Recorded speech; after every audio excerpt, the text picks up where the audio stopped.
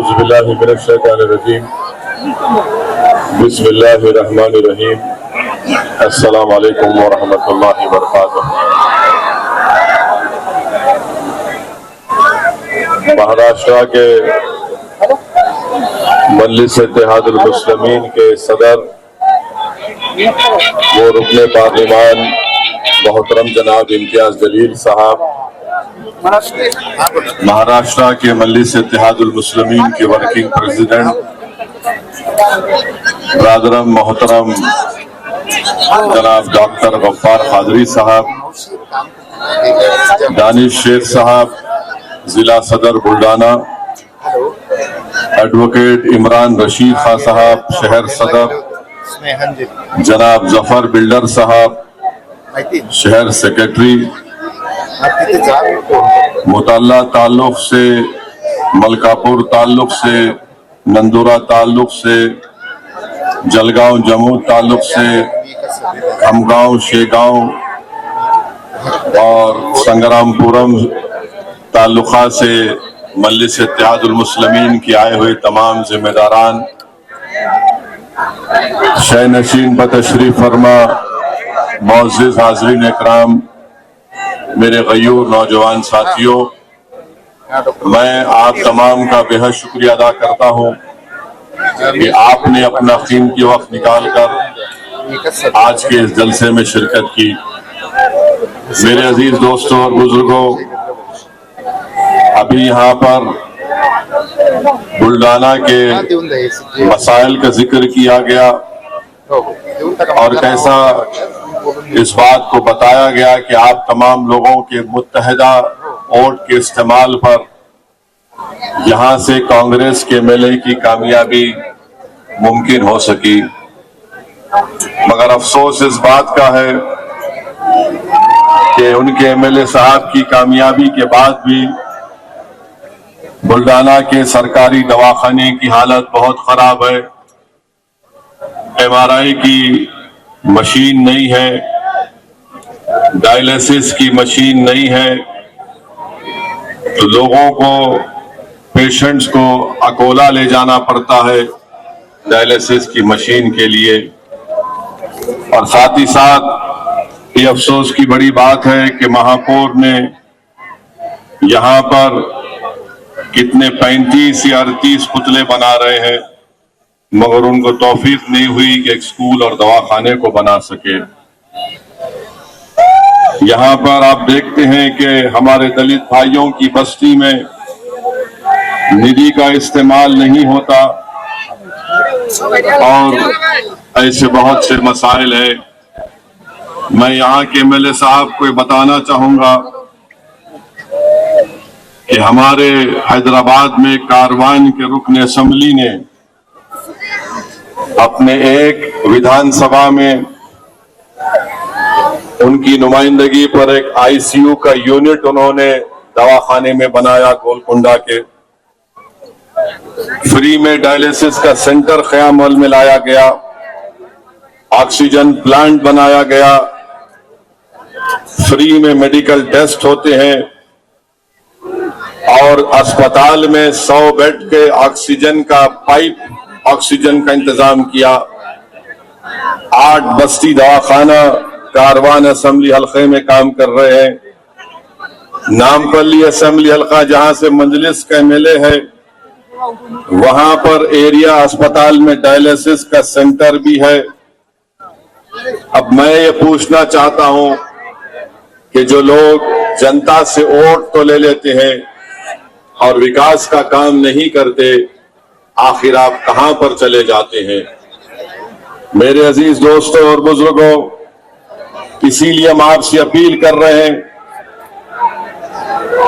कि आप मजलिस के हक में अपने वोट का इस्तेमाल करें। मेरी आप तमाम से गुजारिश है कि जो नौजवान यहाँ पर, इनको आके बैठने दो ना, यहाँ पे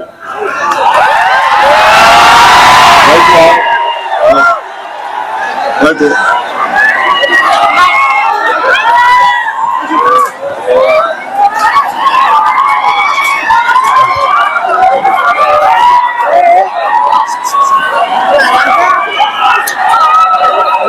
चुन्नी बैठे हैं।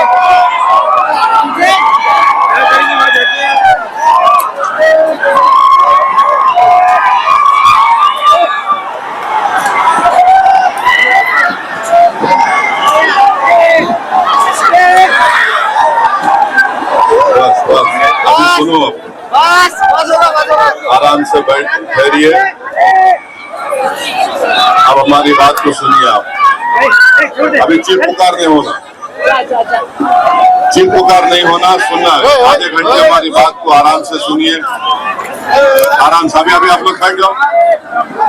हाँ बैठो, वो आराम बैठो, इसलिए होता बैठो।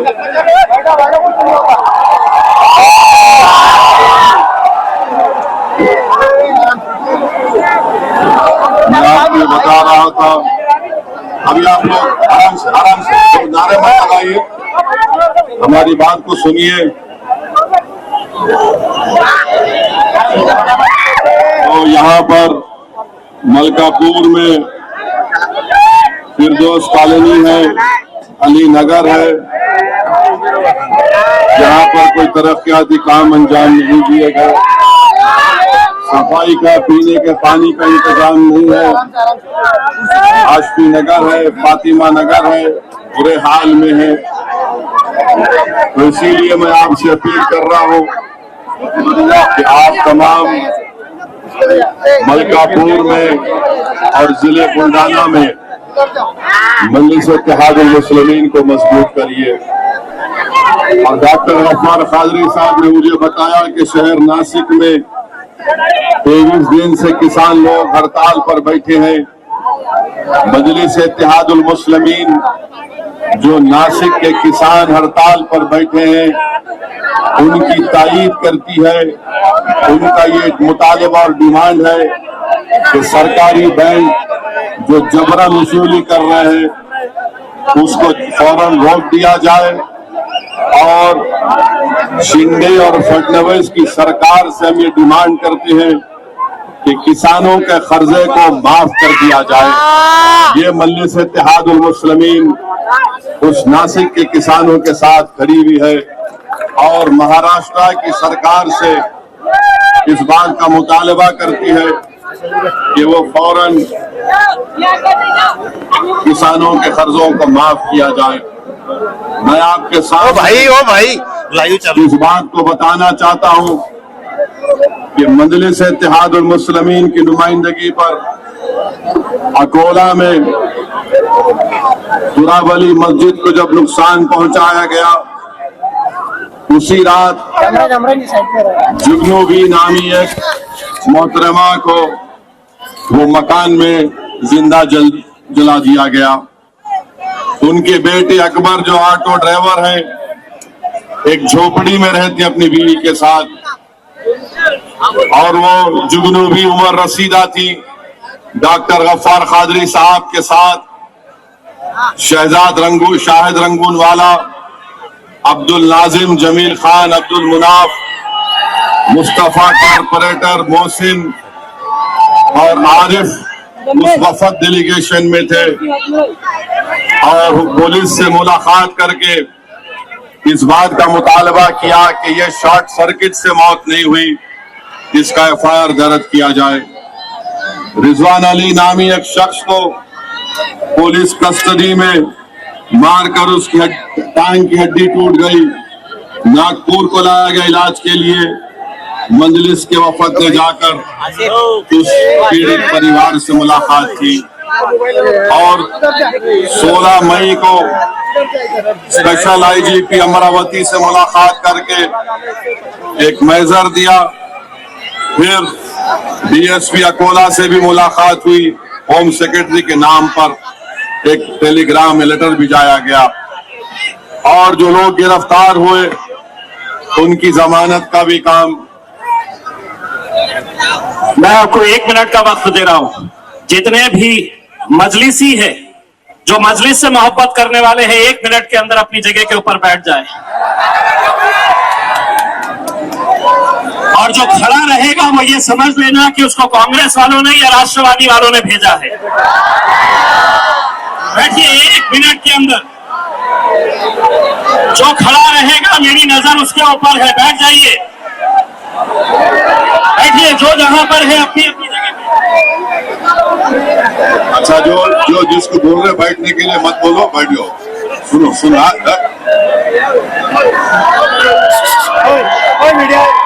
जलगांव जिले में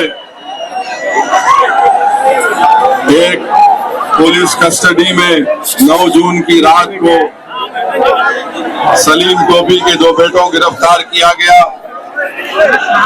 सलीम टोपी साहब 25 साल से नगर सेवक है और वहां पर पुलिस कस्टडी में मौत हो गई। अशफाक उनका बेटा था। अब आप बताइए कि ना तो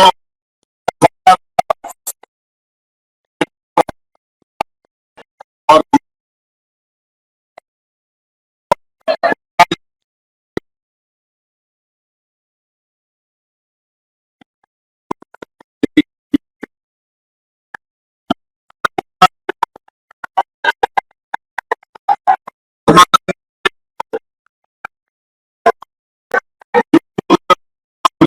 हुई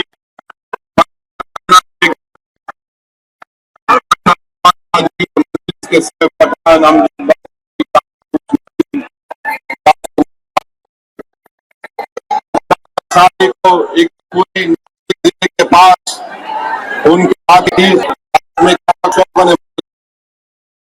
फेंक दिया। लुकमान की वालदा ने इंसाफ का मुतालबा किया। फिर भीड़ में जरीन खान की कस्टोडियल डेथ हुई। हमारे सदर शफीक एडवोकेट शफीक भाव ने डॉक्टर अफार खाली साहब सब जाकर मुलाकात किए। जरीन के मकान पर गए, उनको ताजियत दी।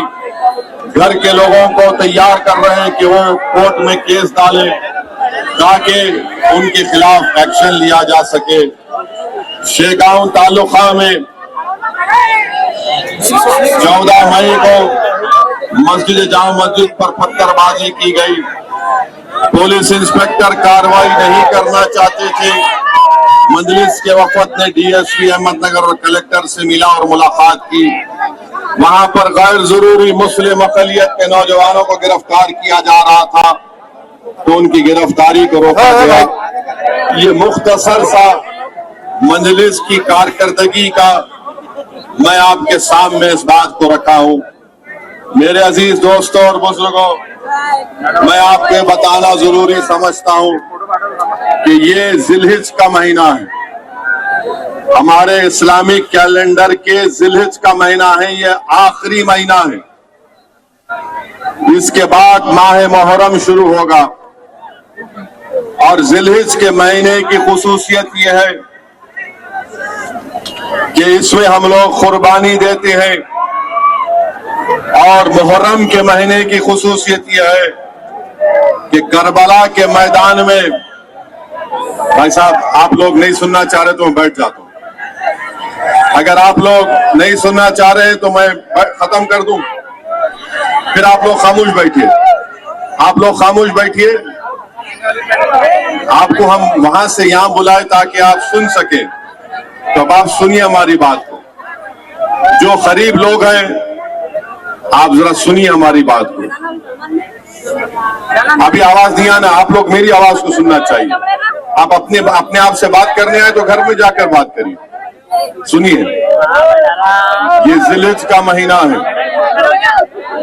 हम कुर्बानी देते हैं जनवरी की, और माह मुहर्रम में 10 मुहर्रम के दिन अल्लाह के रसूल सल्लल्लाहु अलैहि वसल्लम के नवासे ने अपनी जान को कुर्बान किया, अपनी आल को कुर्बान किया।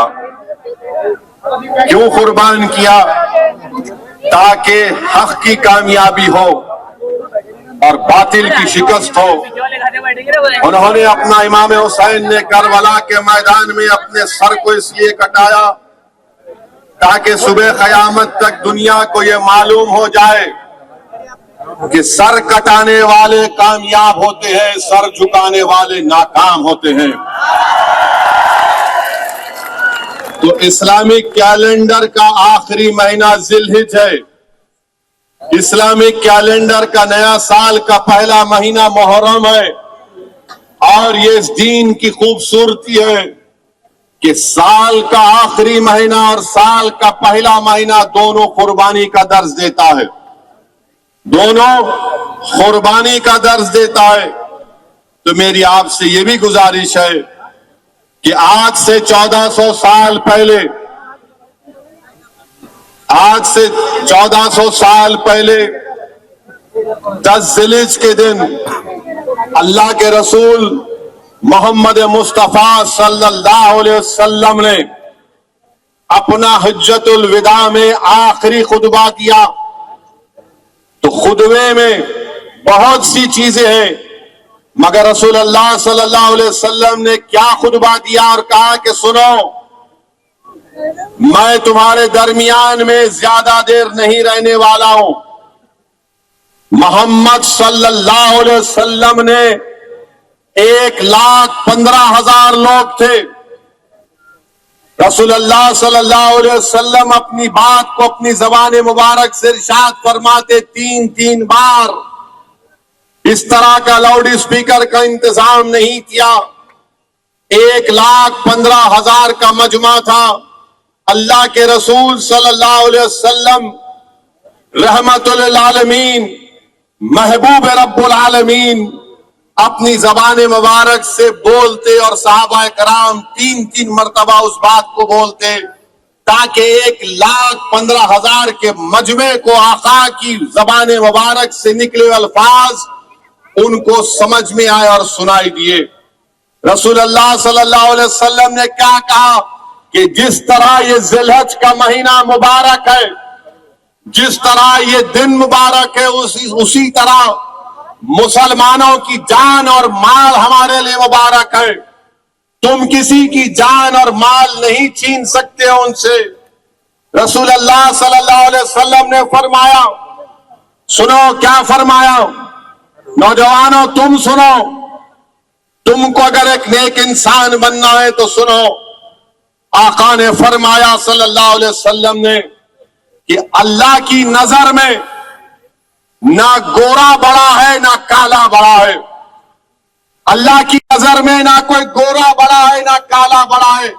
अल्लाह की नजर में सबसे करीब वो है जिसके पास तक़वा है, जिसके दिल में अल्लाह का खौफ होगा, अल्लाह से कूट कूट कर मोहब्बत होगी और रसूल अल्लाह सल्लल्लाहु अलैहि वसल्लम के लिए उसका दिल धड़कता होगा, वो अल्लाह को बहुत पसंद है। तो याद रखो, जो काले को समझता है ये काला है और मैं गोरा हूं, तो रसूलुल्लाह सल्लल्लाहु अलैहि वसल्लम ने फरमाया कि ना गोरा बड़ा है ना काला बड़ा है, ना अरब बड़ा है ना अजमी बड़ा है। जिसके पास तक़वा है वो अल्लाह के करीब बहुत बड़ा है। फिर रसूलुल्लाह सल्लल्लाहु अलैहि वसल्लम ने फरमाया कि अपनी औरतों पर जुल्म मत करो, अपनी औरतों पर जुल्म मत करो, उनसे नरमी रखो, उनसे नरमी रखो।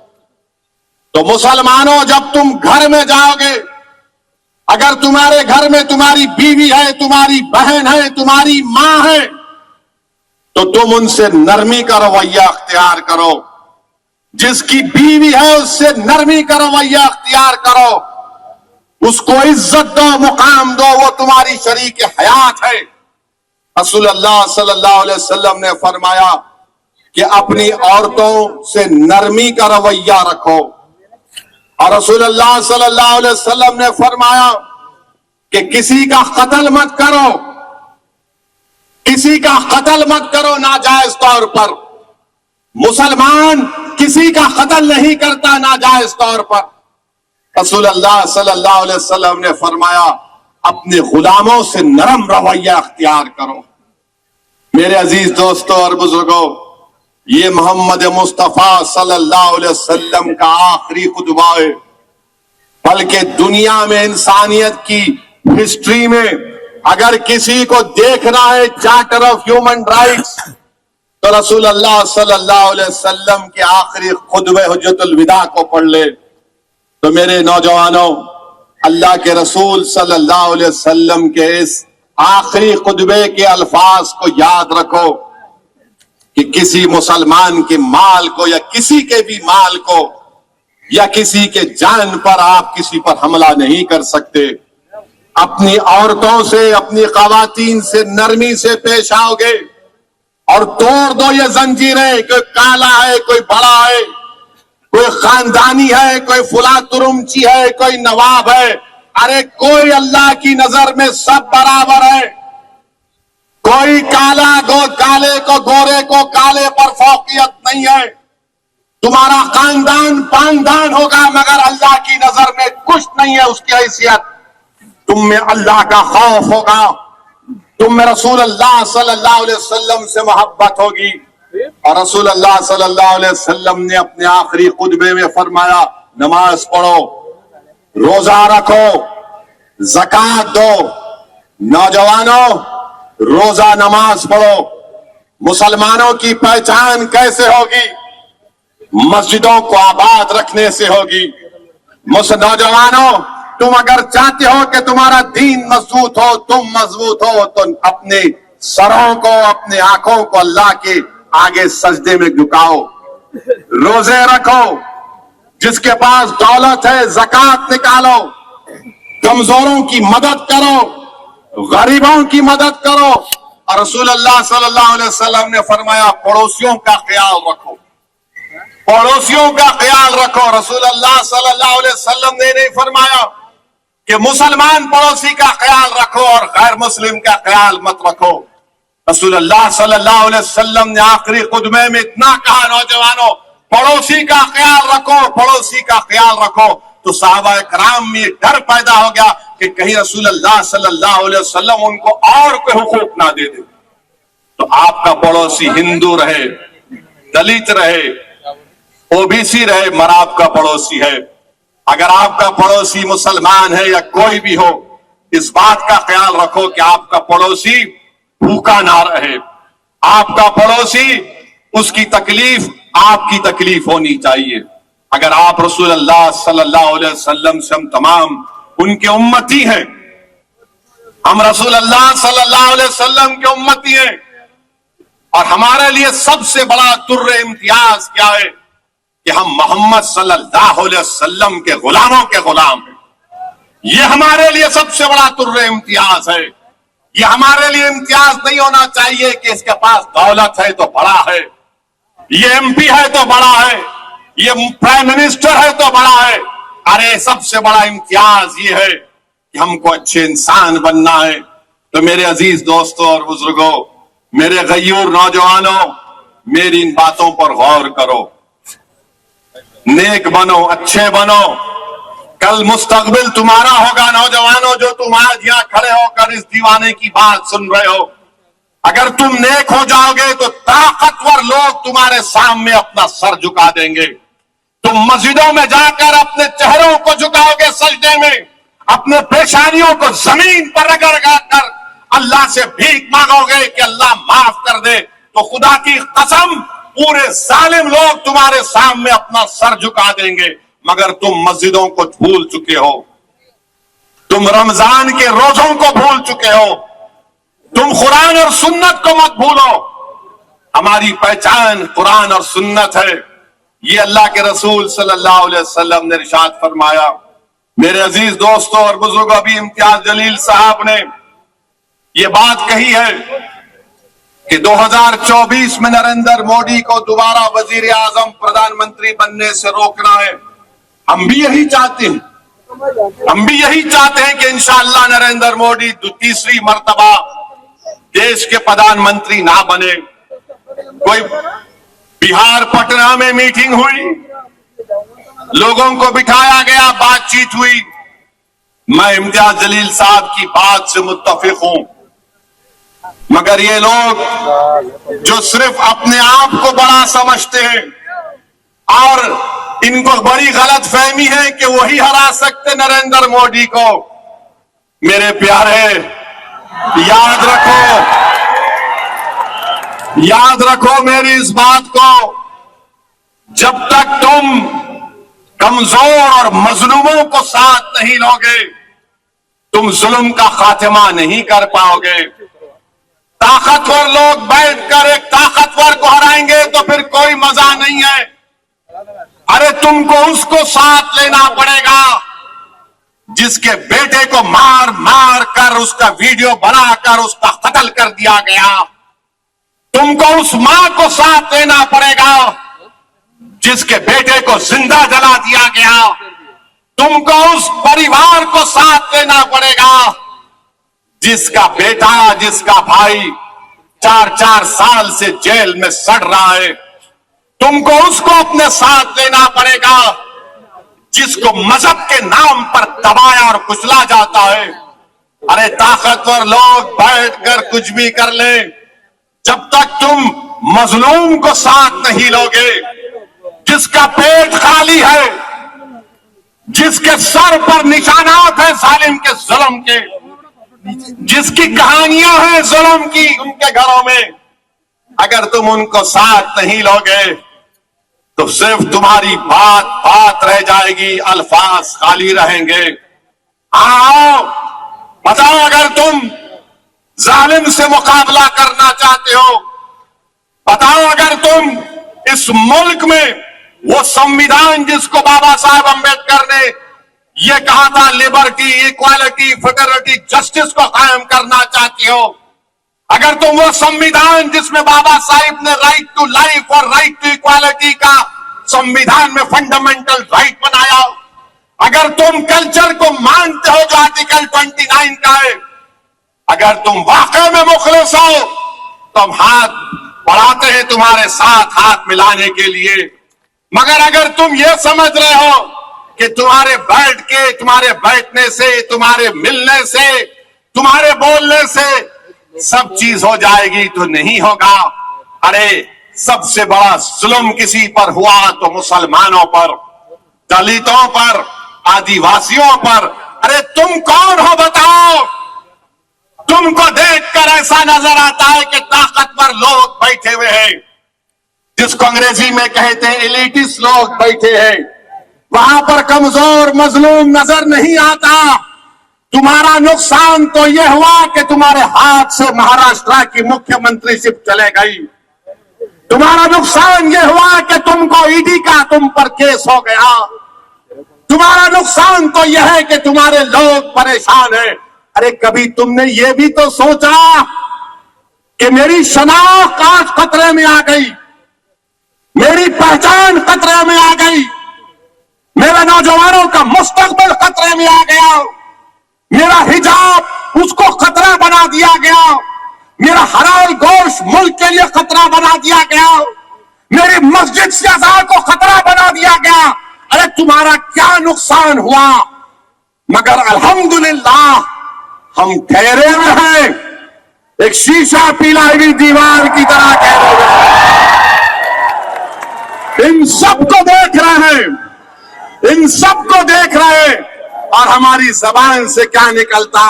हस्बुनल्लाह व निअमल वकील, हस्बुनल्लाह व निअमल वकील, हस्बुनल्लाह व निअमल वकील।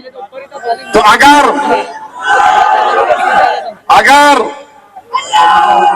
ये आपकी सोच होगी तो बराबर हम तैयार हैं। मगर अगर आप ये समझेंगे कि 16 चौधरियां बैठकर एक बड़े चौधरी से मुकाबला करेंगे तो नहीं होगा। तो हम आपसे बताना चाहते हैं, इखलास की बुनियाद पर बातचीत होगी तो हम समझ सकते हैं।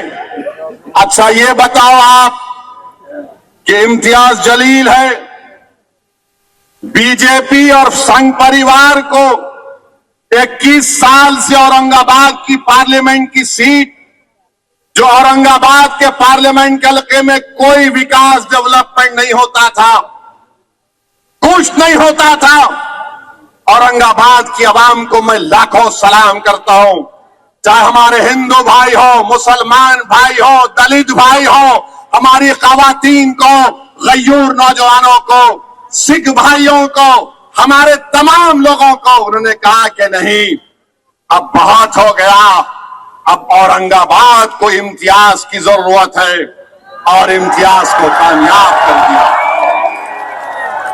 आपने क्या हराया? हम हराए।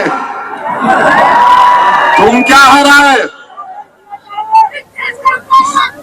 तो मेरे अजीज दोस्तों और बुजुर्गों, तीसरी बात यह है, तीसरी बात सुनिए अभी, तीसरी बात यह है, नहीं नहीं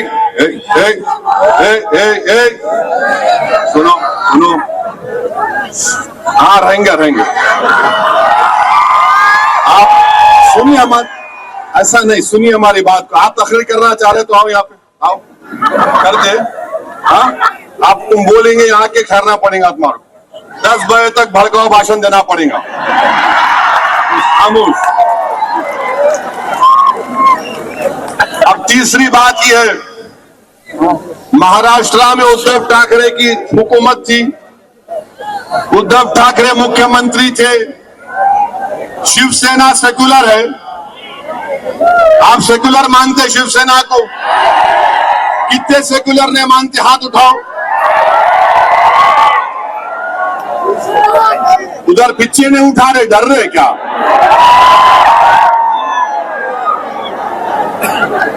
अब क्या हुआ? कांग्रेस, राहुल गांधी और शरद पवार मिलकर उद्धव ठाकरे को बोले आप सेकुलर है, आप मुख्यमंत्री बन जाओ। अरे ये क्या है बाबा? क्या हमारे कान में फूल है या तुम हमको मुंह में चॉकलेट दे रहे? उनको मुख्यमंत्री बना दिए और हमारे जो सरकारी मुसलमान है,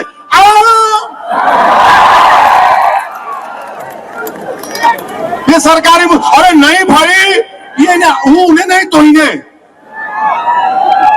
अरे ये कौन सी बात हुई? मैं मरद नहीं, मेरा भाई मरद बोल तो कैसा?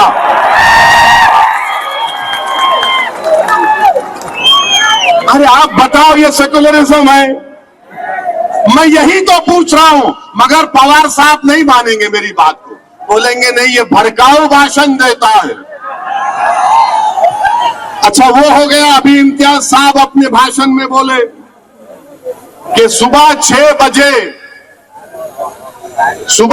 बजे अजीत पवार और देवेंद्र फडणवीस अचानक निकाह कर लिए। अच्छा निकाह करे करे शरद पवार साहिब को नहीं मालूम, भतीजा निकाह कर लिया, वलीमा नहीं हुआ, हुकूमत खत्म हो गई। वलीमा मालूम ना मालूम, अब ज्यादा नहीं बोलना, नहीं तो लोग बोलेंगे इन्हें उधर लेके जा रहे हैं। अब कौन जिम्मेदार उसका? मैं जिम्मेदार। अब आप बताइए कि ये मामलात है। अच्छा ये लोग बोलते हैं कि नहीं मुसलमान हमको वोट देना आपका इख्तियार है, दलित वोट देना उसका इख्तियार है, हमारे दलित भाइयों का। मगर आप बताइए, आपने मुस्लिम अकलियत को रिजर्वेशन क्यों नहीं दिया उद्धव ठाकरे? क्या एक मराठा का बच्चा डॉक्टर बनेगा? मुसलमान मोची का बच्चा डॉक्टर नहीं बनेगा। एक मराठा का बेटी आईपीएस अफसर बनेगी, तो क्या एक टीचर की बेटी आईपीएस अफसर नहीं बनेगी जो मुसलमान है? मगर आपने नहीं दिया। हमारी गरीबी यह है कि 83% महाराष्ट्र के मुसलमानों के पास एग्रीकल्चर लैंड नहीं है, 56% मुसलमान के पास कोई एसेट नहीं है, और सिर्फ 0.7% मुसलमान जो महाराष्ट्र के हैं वो सालाना 3,60,000 उनकी आमदनी है, यानी 1% भी नहीं है। मगर हमको रिजर्वेशन नहीं देंगे। उद्धव ठाकरे बोलेंगे मराठा को मिलना बराबर मिलना, मगर हम क्या गुनाह करें? दो आप मराठा भाइयों को बहनों को, मुस्लिम भाई बहन को भी दो, मगर नहीं। मराठा ताकतवर होगा, मुसलमान गरीब से गरीब होगा, मगर वोट इनको देना पड़ेगा। अरे तुम खुल के क्यों नहीं कह देते कि हम तुमको हमेशा कमजोर करके रखेंगे, हम तुमको हमेशा भिखारी बनाकर रखेंगे? बोल दो, खुल के बोलो तुम मुसलमान का वोट चाहते मगर रिजर्वेशन नहीं देते शरद पवार साहिब, राहुल गांधी क्यों नहीं देते? नहीं, अगर देंगे तो हिंदू वोट बीजेपी को चला जाएगा। अरे वोट की बात नहीं हो रही है, इंसाफ की बात हो रही है। इंसाफ जब करोगे तो मजहब को छोड़ना पड़ेगा। इंसाफ मजलूम से होना चाहिए, कमजोर से पहले होना चाहिए, मगर उसके बाद नहीं करते। आपको मालूम, पिछले साल 2021-22 में पूरे मुल्क में 1,80,000 मुस्लिम बच्चे हायर एजुकेशन से निकल गए। उसका 10% महाराष्ट्र का ताल्लुक है। इस पे कोई बात नहीं करेगा। मेरे अजीज दोस्तों और बुजुर्गों, अब महाराष्ट्र में यहां पर 2 in 1 की सरकार है। 2 in 1 है, शिंदे फडणवीस। पहले 3 in 1 था। पहले शरद पवार, राहुल गांधी और उद्धव ठाकरे। 3 in 1, अब 2 in 1। अब ये 2 in 1 की सरकार ने अपने दौरे इख्तिदार में 50 हेट रैलीज करवाए। 50 हेट रैलीज करवाए।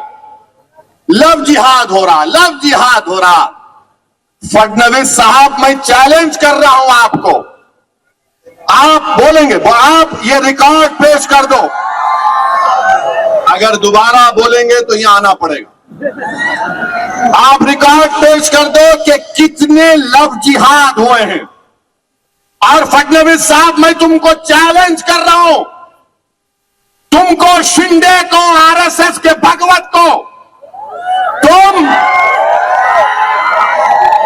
हमको ये बता दो, हमको ये बता दो कि लव जिहाद क्या डेफिनेशन क्या है?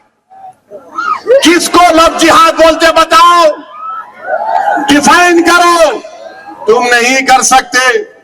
और नतीजा क्या हुआ? कोल्हापुर, अकोला, जलगांव, अहमदनगर, जो मैंने जिक्र किया, ये सब तमाशे हुए। हम महाराष्ट्र की हुकूमत से, महाराष्ट्र के ब्यूरोक्रेसी से, पुलिस डिपार्टमेंट से ये कह रहे हैं कि आप सरकार की बातों में मत आओ, महाराष्ट्र के पीस को मेंटेन करो। आप सरकार को खुश करने के लिए आईपीसी इस्तेमाल मत करो। आप जो एक्यूज्ड है उनके खिलाफ इस्तेमाल करो। अमन जरूरी है। सरकारें आएंगी और चले जाएंगी। हम उम्मीद करते कि महाराष्ट्र के आला पुलिस ओहदेदार अपनी जिम्मेदारी को निभाएंगे। मेरे अजीज दोस्तों और बुजुर्गों, फिर हम ये भी देखते हैं कि हमारे वजीर आजम अमेरिका गए। वजीर आजम अमेरिका गए, हमको उस पर कोई एतराज नहीं है। हम भी चाहते हैं कि भारत, इंडिया और यूएसए के ताल्लुकात और अच्छे हों। अब तो हम स्ट्रेटेजिक पार्टनर हैं। अब तो हम एग्रीमेंट्स में शेयर्ड वैल्यूज का जिक्र करते हैं। मगर हमारे वजीर आजम जब अमेरिका में थे तो 2 बातों का मुझे बड़ा एतराज है। उम्मन अगर कोई मुल्क का वजीर आजम फॉरेन टूर पर जाता है, उस पर तबसरा करना ठीक नहीं है। मगर वजीर आजम प्रधानमंत्री मोदी, मैं मजबूर हूं आपकी बात को यहां पर रखने के लिए। एक ये कि नरेंद्र मोदी ने पहली प्रेस कॉन्फ्रेंस 9 साल में मीडिया के सामने आकर की। 9 साल में कोई मीडिया उनसे सवाल नहीं कर सकता था, कोई मीडिया के लोग नहीं। हां, वो एक सेलेक्टेड मीडिया का ग्रुप है। जैसा एक इंटरव्यू लेने वाले पूछा, मोदी जी आपको आम पसंद है? काटने के पसंद है या चूसने के पसंद है? अबे क्या तो अभी भी इतना बुढ़ा हो के दूध निप्पल से पीता? फिर एक रिपोर्टर पूछे, आप अपने जेब में बटवा रखते, कहीं को तेरे को धिंगाना होना, समझ नहीं। मगर वहां की एक रिपोर्टर ने वॉल स्ट्रीट जर्नल के एक रिपोर्टर ने भारत के वजीर आजम से जो सवाल किया, देश के प्रधानमंत्री, मुझे बड़ी तकलीफ हुई, बड़ी पीड़ा हुई कि इस तरह से आपसे सवाल किया गया कि आप 9 साल से भारत के वजीर आजम प्रधानमंत्री हैं, 300 एमपी आपके पास हैं, और आपसे सवाल करने वाला यह सवाल करता है कि क्या आप भारत के मुसलमानों के लिए उनकी तकलीफ को दूर करने के लिए आप क्या काम करेंगे, और फ्रीडम ऑफ एक्सप्रेशन के लिए आप क्या करेंगे। देश के प्रधानमंत्री, मैं खुश होता अगर आपसे सवाल होता कि आप उस देश से आते हैं जहां पर 50% आबादी भारत की 28 साल के नौजवानों पर मुश्तमिल है। मैं खुश होता इस बात से कि अगर रिपोर्टर आपसे सवाल करती कि बताइए मेक इन इंडिया में आपने क्या क्या बनाया। मैं खुश होता अगर रिपोर्टर आपसे पूछती कि क्या आपने 5 ट्रिलियन इकोनॉमी के उस टारगेट को हासिल कर लिया। मैं खुश होता अगर उस फॉरेन रिपोर्टर आपसे बोलती कि भारत में इन्फ्लेशन कम करने के लिए आपने क्या किया। मैं खुश होता अगर रिपोर्टर आपसे पूछती कि पूरी दुनिया में सबसे ज्यादा बेरोजगार अगर नौजवान है तो भारत में उसकी बेरोजगारी के लिए आप क्या किए। मगर उस रिपोर्टर ने 9 साल के वजीर आजम, 300 एमपी रखने वाले वजीर आजम से पूछा, मुसलमानों की तकलीफ को दूर करने के लिए आप क्या कर रहे हैं, फ्रीडम ऑफ एक्सप्रेशन के लिए क्या कर रहे हैं। तो हमारे वजीर आजम ने कह दिया कि हमारे डीएनए में डेमोक्रेसी है, डिस्क्रिमिनेशन नहीं है। प्रधानमंत्री, सच्चाई को मैं अब बयान कर रहा हूं। क्या मणिपुर में 300 चर्चेस को जला दिया गया, क्या वो डिस्क्रिमिनेशन नहीं है। 300 चर्चेस मणिपुर में जला दिए गए। क्या उत्तरकाशी में मुसलमानों से नहीं कहा गया कि छोड़कर भाग जाओ, तुम्हारा बायकॉट किया जाएगा, ये डिस्क्रिमिनेशन नहीं है। वजीर आजम, क्या आपका दिल्ली का एमपी ने नहीं कहा कि मुसलमानों से कोई खरीदो फरोख्त मत करो, क्या ये डिस्क्रिमिनेशन नहीं है। वजीर आजम, क्या आपने COO का कानून मजहब की बुनियाद पर नहीं बनाया, क्या ये डिस्क्रिमिनेशन नहीं है। माइनॉरिटी वेलफेयर का बजट आपने 40% कम कर दिया, क्या ये डिस्क्रिमिनेशन नहीं है।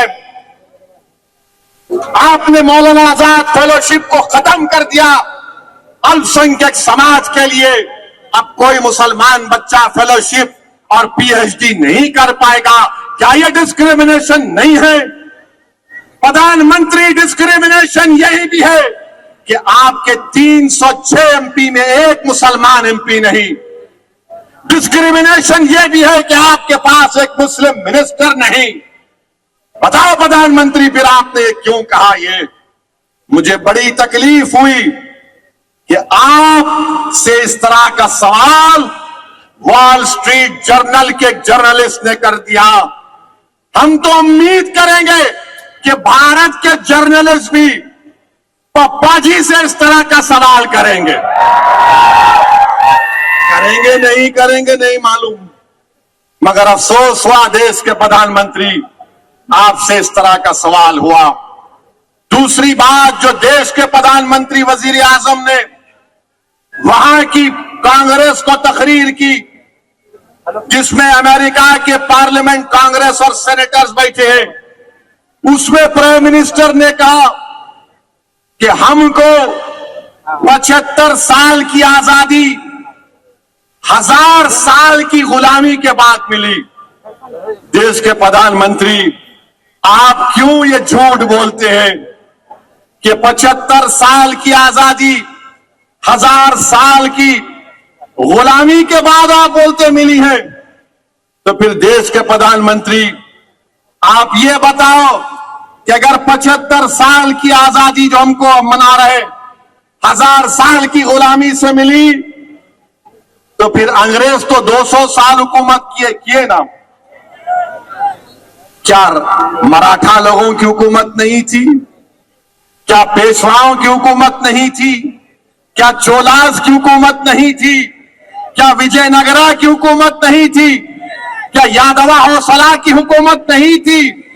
क्या गुलाम जिसका नाम मलिक अंबर है उसकी हुकूमत नहीं थी? प्रधानमंत्री आप कहां भूल जाते हैं? आप खाली एक ही आंख से देखते, बस वो दिख गया, वो नहीं थे। प्रधानमंत्री लाल किले पे जो खड़े हो कि आप 15 अगस्त को झंडा लहराएंगे, ताजमहल, ये सब क्या है? ये भी तारीख का हिस्सा है प्रधानमंत्री, हिस्ट्री का हिस्सा है। मगर जो 500 साल पहले हुआ, आप असदुद्दीन ओवैसी से पूछ रहे, तुम बोलो। हा? अरे भाई साहब, हम जो है बाबा आदम की औलाद हैं। सुने फडणवीस, हम बाबा आदम की औलाद हैं। और बाबा आदम जब दुनिया में पहला कदम रखे तो हिंद में रखे, तो जब अब्बा यहां पे कदम रखे तो ये अब्बा की जमीन हो गई, ये अब्बा की जमीन है। तो अब्बा की जमीन से अब कोई निकलने वाला नहीं है। हम सब लोग आदम की औलाद हैं। किसकी औलाद है? बाबा आदम, हमारे अब्बा, डैडी, पापा, अब्बू, बॉस, ये समझना है। मगर इनकी औलाद, उनकी औलाद, अरे तुम क्या औलाद की एक्सपर्ट हो क्या? तोबा ऐसा नहीं होना, ना। अच्छा, अब आप इन्हें फोटो रखा तो भारत का जब कॉन्स्टिट्यूशन बना, भारत का जब आईन बाबा साहेब अंबेडकर बना दिए, उसकी पहली किताब में बाबा साहेब अंबेडकर ने पहली किताब बनाई। जितने कॉन्स्टिट्यूएंट असेंबली के लोग थे उन सब ने उस पर दस्तखत की। उस सब पर, सुनो भाई, उस सब पर उन्होंने साइन की। बड़े बड़े लोग जिन्होंने इस मुल्क को आईन दिया, जो कॉन्स्टिट्यूएंट असेंबली में जो लोग बैठे थे, उनका दिमाग, उनकी सोच, उनकी फिक्र, उनकी कुर्बानी नरेंद्र मोदी से बड़ी थी, हर एक से ओवैसी से बड़ी थी।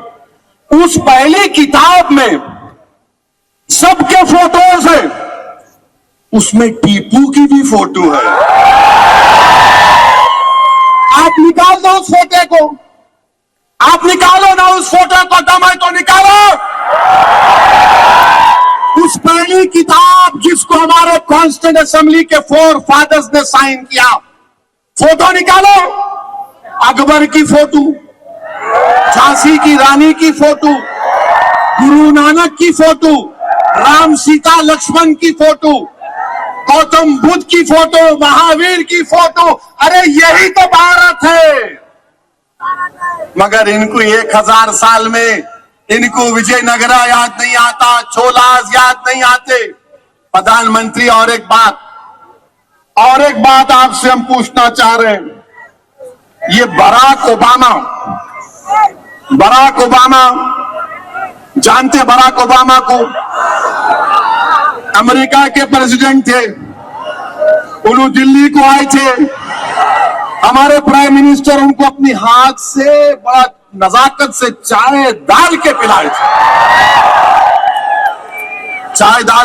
थे, उन्होंने अपने इंटरव्यू में बोल दिए कि भारत में मुसलमानों पर जुल्म हो रहा। और नरेंद्र मोदी क्या बोले थे उनके बारे में कि बराक, ऐसा ही कहा था, वीडियो देखो, मैं और बराक कैसी गुफ्तगू करे, तू तड़क की बात करते। प्रधानमंत्री जब तू तड़क की बात कर रहे तो ये बराक ओबामा इस तरह की बात क्यों कर दिए? बहरहाल मेरे अजीज दोस्तों और बुजुर्गों, हमारे देश में ये जो फिरका परस्ती का जहर बढ़ रहा है, इसको रोकने की जरूरत है। मेरी आपसे गुजारिश है कि पुरअमन रहिए, मगर बुज़दिल मत रहिए। अमन को मजबूत करिए, मगर खौफ को करीब आने मत दो। अमन को मजबूत करो, मगर हालात से समझौता मत करो। अमन को मजबूत करो, मगर अपनी जमहूरी लड़ाई को जारी रखो। तुम्हारे करीब ना डर आना चाहिए, तुम्हारे करीब ना यह गैर यकीनी कैफियत आना चाहिए। हिम्मतों को बुलंद रखो। ये भारत हमारा है। हम यहां पर बाबा आदम के जमाने से रह रहे हैं, बाबा आदम के जमाने से रह रहे हैं और सुबह कयामत तक रहेंगे इंशाअल्लाह ताला। सुबह कयामत तक रहेंगे, डरेंगे नहीं। संविधान के मुताबिक अपने दीन पर चलेंगे, अपने मस्जिदों को आबाद रखेंगे, यूनिफॉर्म सिविल कोड को कबूल नहीं करेंगे। हम अपने मजहब पर, कल्चर की हिफाजत आर्टिकल 29 हमको देता है, हम उस पर चलते हैं। अभी खाली 10% बोला हूं, जब इलेक्शन होगा और 20% बोलूंगा। आप आएंगे ना? आएंगे ना? या खाली ऐसा ही बोल रहे? और वोट देंगे ना? पतंग को देंगे ना? या फिर डर के बोलेंगे नहीं उनको दे? नहीं, अपनी पार्टी मजलिस पार्टी, अपना लीडर इम्तियाज, अपना लीडर गफ्फार कादरी। जब सब लोग अपने अपने लीडर को बना लिए, तुम भी लीडर बनो। बहुत बहुत शुक्रिया आपका। सलाम अलैकुम व रहमतुल्लाह। एबीपी माझा, उघडा डोळे बघा नीट।